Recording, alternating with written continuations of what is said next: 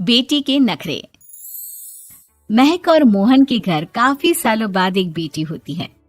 वो उसे देखकर काफी खुश रहते। उस बच्ची की छोटी सी छोटी चीजों का ख्याल रखते। अरे महक बेटा, चाहे लड़का हो या लड़की, इतनी आजादी नहीं देते, बच्चा बिगड़ जाता है। आपको पता ही क्या है सासू माँ, चुप रहिए। हम दोनों कमाते ही क्यों हैं? इन बच्चों के लिए ना।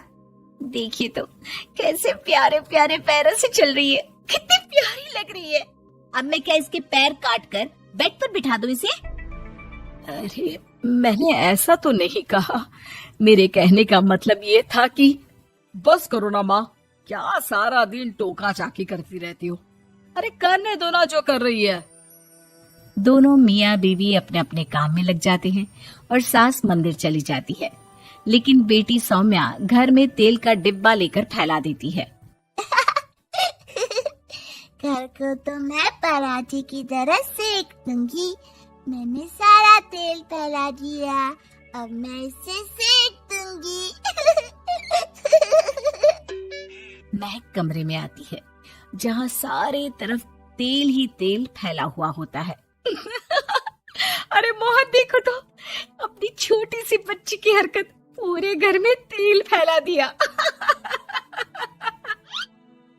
मोहन भी आकर हंसने लगता है।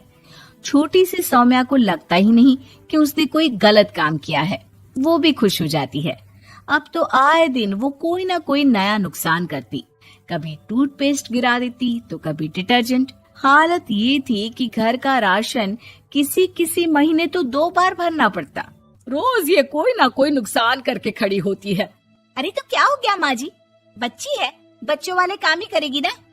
आप बिना पता नहीं क्यों उसी के पीछे पड़ी होती हैं। धीरे धीरे सौम्या बड़ी होती है। एक दिन, माँ देखो दरवाजा खोलो, वो ऑनलाइन मैंने जीन्स मंगवाई थी, वो आई होगी। 3,000 दे देना और पैकेट ले लेना। 3,000? ऐसे कैसे जीन्स है बेटा, ये तो बहुत बड़ा अमाउंट है। माँ फालतू बात थोड़ा कम ही किया करो और जल्दी जाओ, वरना समझ लो खाना नहीं खाऊंगी मैं आज सारा दिन। सास वहीं खड़ी सब देख रही थी, लेकिन अब तो उन्होंने भी बोलना छोड़ दिया था। अब तो आए दिन सौम्या के खर्चे बढ़ते ही जा रहे थे। कभी महंगी ड्रेस तो कभी दोस्तों के साथ पार्टी। पैसे दे दो तो ठीक, ना दो तो घर में कलेश। ये सब तुम्हारे ही कारण हुआ है। देख रही हो कैसी हरकतें हो रही है इसकी। रात के 8 बज गए हैं लेकिन महारानी जी घर पर है ही नहीं। तभी सौम्या पड़ोस के लड़की के साथ वहाँ आती है। ओके बाय रोहन, कल फिर मिलेंगे, लव यू। ये क्या हरकत है सौम्या, आज तो तुमने हद ही पार कर दी। पापा कब से परेशान है। और ये लड़का कौन है? तभी पास खड़ी सास बोलती है, देखो महक, आज तक मैंने कहा नहीं था लेकिन मैं आज कहूंगी, क्योंकि ये मेरे घर का मामला है। मैं नहीं चाहती कि मेरे बेटे का खानदान खराब हो या फिर कोई हम लोगों के घर के लिए बात करे। जाओ इसे ऊपर कमरे में छोड़ाओ, इससे कल बात करेंगे। मॉम देखो ना दादी क्या बोल रही है, चुप कराओ ना इनको, जैसे हमेशा करा देती हो। महक को अपनी गलती का एहसास हो रहा था। वो चुपचाप खड़ी होती है। मोहन बेटी को अच्छे से कमरे में सुलाकर माँ के पास आता है। देखो ये लड़का ठीक नहीं है, अब तुम लोग इसकी शादी करवा दो। ससुराल वाले अपने आप देख लेंगे। शादी के बाद जिम्मेदारी पड़ेगी तो सब ठीक हो जाएगा। शादी अभी तो 25 की है ये। तो क्या 50 तक बैठाओगी? नहीं नहीं, ठीक कह रही है माँ, इसके लिए जल्दी से कोई लड़का देखता हूँ। अगले रोज सौम्या खाने के टेबल पर, मैं आप लोगों को बता देती हूँ, मैं रोहन से प्यार करती हूँ और उसी से शादी करूंगी। रोहन? वही ना सक्सेना का लड़का, वो सक्सेना जो पिछले महीने ही जेल से छूट कर आया है। वो जेल नहीं, काम के सिलसिले में अमेरिका गए थे। अच्छा, सक्सेना अमेरिका गया था तो क्या पैसा वैसा कमा कर नहीं आया? ये देख रही है ब्लाउज, उसकी बीवी ने सिला था मेरा। पैसे की कमी का रोना रो रही थी, पति को कोस रही थी कि जुआ खेलते पुलिस ने पकड़ा और लगी लगाई नौकरी भी छूट गई। दादी कुछ भी मत बोलो, दादी को चुप कराओ ना। दादी जो बोल रही है ठीक बोल रही है। तेरे पापा ने तुझे देखने के लिए लड़के वालों को कल बुलाया है, समझी? अगली रोज लड़के वाले सौम्या को देखने आते हैं और उसकी शादी मयंक से हो जाती है।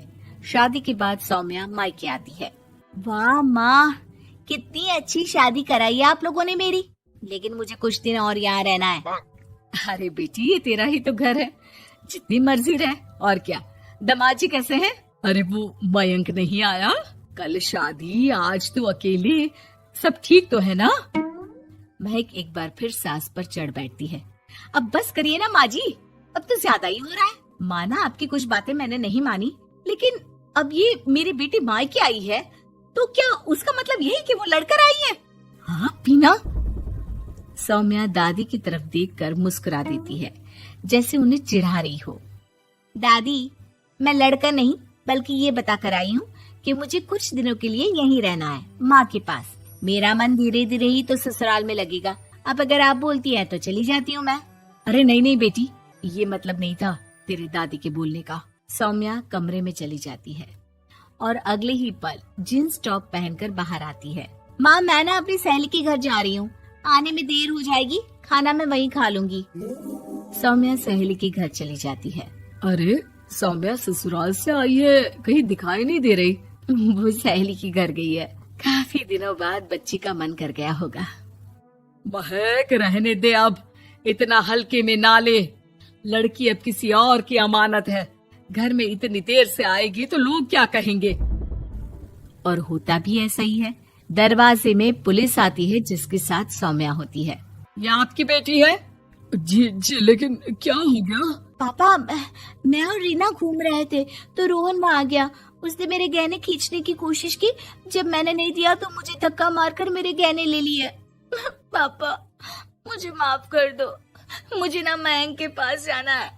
आप उसे फोन कर दो, वो मुझे ले जाएगा। दादी, आप ठीक कहती थी, वो अच्छा लड़का नहीं है। कोई बात नहीं बेटा, मयंक का फोन आया था, उसे तेरी याद आ रही थी, लेकिन वो तुझे भी अपनी जिंदगी जीने से नहीं रोकना चाहता था। मैं उसे बोल दूंगी कि वो कल तुझे लेने आ जाए। अगले दिन, चलो सौम्या, मैंने आज रात की फिल्म की टिकट और 5 स्टार होटल में खाने के लिए टेबल बुक कर दी है। फिर क्या, सौम्या खुशी खुशी अपने ससुराल चली जाती है और महक को बड़ों के सीख की कीमत का पता चल जाता है।